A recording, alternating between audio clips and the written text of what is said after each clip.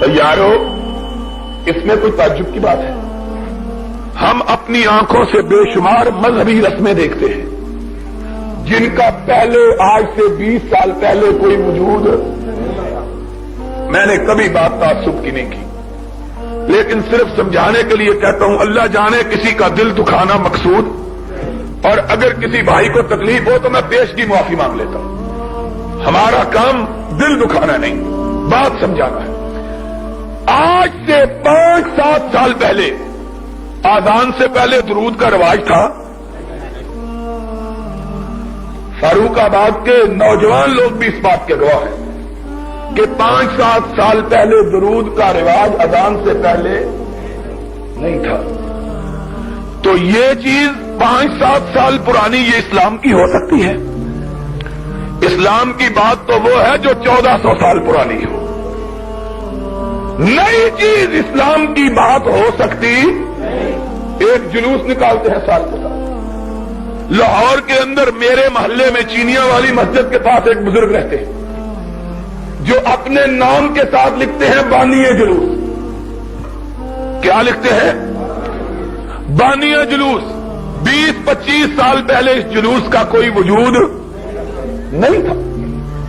ساری تاریخ 25 سال پہلے کی۔ اور سنو، 11ویں ختم۔ ایک آدمی کہنے لگا نہیں جی 11ویں کی بات آپ غلط کہتے ہیں۔ میں نے کہا وہ کیوں؟ کہنے لگا یہ تو بہت پرانی ہے۔ میں نے کہا کتنی؟ کہنے لگا جب سے شیخ عبد القادر جیلانی پیدا ہوئے ہیں۔ میں نے کہا تیرے خیال میں شیخ عبد القادر جیلانی رسول اللہ کے زمانے میں پیدا ہوئے تھے صلی اللہ علیہ وسلم؟ کب پیدا ہوئے؟ 600 سال بعد۔ پرانی کتنی ہے؟ کتنی پرانی؟ لاؤ ایک ایک بات کو، فقہ کی کتابوں کے پشتارے لاؤ۔ کوئی دنیا میں فقہ کی کتاب 500-600 سال سے پرانی موجود۔ پچھلے دنوں یہ نعرہ تھا کہ فتاوی عالمگیری نافذ کرو۔ پاکستان میں کیا نافذ کرو؟ لاہور کے ایک مفتی صاحب بڑے قابل احترام ہیں، انہوں نے بھی کہا کہ پاکستان میں اسلامی نظام کے نافذ کرنے کے لیے فتاوی عالمگیری نافذ کیا جائے۔ فتاوی عالمگیری کب بنا ہے؟ اورنگزیب عالمگیر رحمت اللہ علیہ کے حکم پر ان کے زمانے میں۔ کتنے سال پہلے؟ 300 سال پہلے۔ 300 سال پہلے اس فتاوی عالمگیری کا کوئی وجود کائنات میں موجود نہیں تھا۔ یہ تھا تو بتلا دو۔ یہ جو مذہب بنے ہیں بستیوں کے نام پر، 100 سال پہلے ان بستیوں کا نام بھی کوئی جانتا تھا؟ نام نہیں تھا۔ آؤ کعبے کے رب کی قسم ہے، اہل حدیث کا ایک مسئلہ لاؤ جو 1400 سال پرانا نہ ہو۔ ہم اپنے باپ کے بیٹے نہیں اگر اس مسئلے کو پاؤں کی ٹھوکر پہ نہ رکھ دیں۔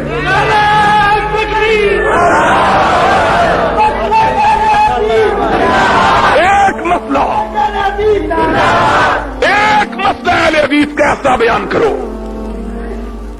جو 14.25 جو رب العالمین نے جبریل امین کے ذریعے رحمت للعالمین پہ نازل کیا، اور جو رحمت للعالمین نے کائنات کے سامنے پیش کیا، دوسرے کسی مسئلے کو ہم مانتے ہی پھر دیکھ لو مسئلہ کس کا پیور خالص جس میں کوئی ملاوٹ۔ اور یاد رکھو ملاوٹ کس کو کہتے ہیں؟ قاضی صاحب بعض لوگ کہتے ہیں ملاوٹ کوئی بری نہیں ہے، وہ پرانی پڑھتے ہیں نا، کوئی برا کام کیا؟ میں نے کہا ہم برا نہیں کہتے، ہم کہتے ہیں اسلام ماننا ہے تو خالص مانو بغیر ملاوٹ کے۔ کہنے لگا ملاوٹ کیسی؟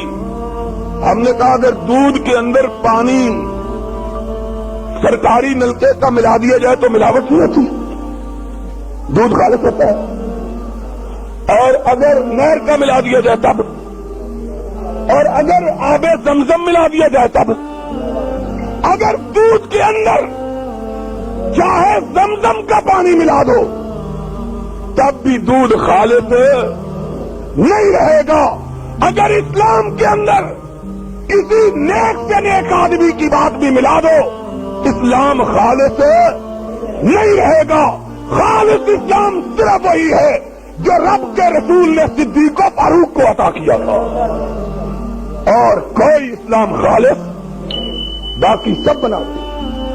اگر اہل حدیث بھی یہ کہے کہ ہمارے بزرگوں نے یہ کہا ہے نہ مانو، سمجھ لو کہ اس کے مذہب میں ملاوٹ آ گئی۔ اس اہل حدیث کی مانو جو یہ کہے قال اللہ و قال رسول اللہ، اللہ کی مانو یا رسول اللہ کی مانو۔ کیوں؟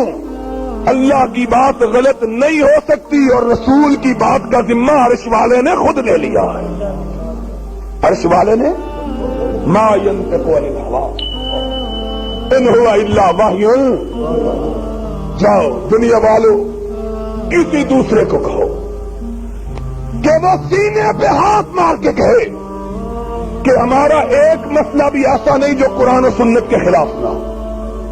کہو لوگوں، میں کہتا ہوں اہل حدیث کے مسلک کا ایک مسئلہ بھی ایسا نہیں جو قرآن و حدیث کے خلاف ہو۔ کیوں؟ اس لیے کہ ہم اس مسئلے کو مسئلہ ہی نہیں سمجھتے جو قرآن حدیث کے اندر موجود نہیں ہے۔ ہم اس کو مسئلہ ہی، جب بات اتنی کھری انشاءاللہ لوگ اس کو مانتے ہیں، مان رہے ہیں، مانیں گے۔